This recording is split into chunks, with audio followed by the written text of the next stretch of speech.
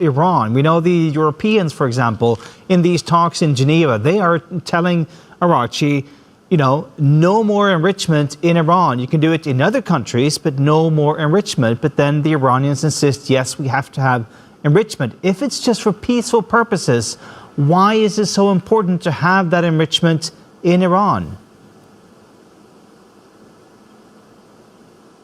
Well, the Islamic Republic regards this demand as a violation of the Iranian sovereignty. If Iran is supposed to, of course, move its perhaps enrichment infrastructure to another country, or even move its highly enriched stockpile to another country like Russia, as proposed by the Americans, this is regarded as a violation of Iran's sovereignty. Iran has said that it took Iran years to try to indigenize the nuclear industry in the country, and now the Americans and the West want Iran to dismantle this nuclear energy program. So from the eyes of the Iranians, this is regarded a violation of Iran's sovereignty. Iran said that like any other country, Iranians can have a peaceful energy nuclear program, and it has managed to acquire and, of course, gain self-sufficiency in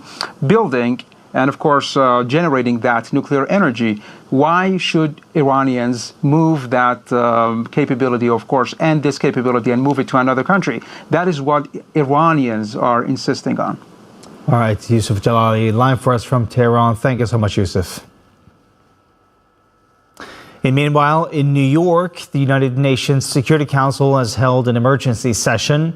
UN Secretary General Antonio Guterres underscored the importance of the Non-Proliferation Treaty, that global pact aimed at curbing the spread of nuclear weapons, which was actually not signed by Israel. Guterres called on both Iran and Israel to prioritize peace. I have a simple and clear message. Give peace a chance. The central question of this conflict is the nuclear question. Non-proliferation is a must for the safety and security of us all. The Non-Proliferation Treaty is a cornerstone of international security. The UN's nuclear watchdog, the IAEA, which monitors countries that have signed that nuclear treaty, like Iran. Now, this IAEA is actually tasked with ensuring nuclear programs remain peaceful. Its chief, Rafael Grossi, has warned of catastrophic risks if Israeli strikes continue to target nuclear facilities in Iran. The IAEA has been monitoring closely the situation at Iran's nuclear sites since Israel began its attacks a week ago. As stated in its General Conference resolutions, that armed attacks on nuclear facilities should never take place and could result in radioactive releases with grave consequences within and beyond the boundaries of the state which has been attacked. And our UN correspondent Franco Ciardo has more from New York.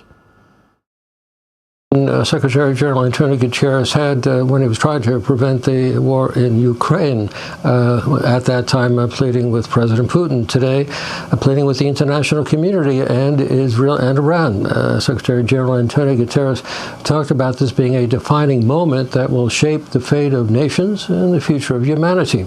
He also noted the escalating confrontation between Iran and Israel and the killing of civilians and injuring civilians, and also Israel attacking nuclear facilities. And he said that, we are racing towards a crisis and, of course, to chaos. And he talked about nuclear non-proliferation.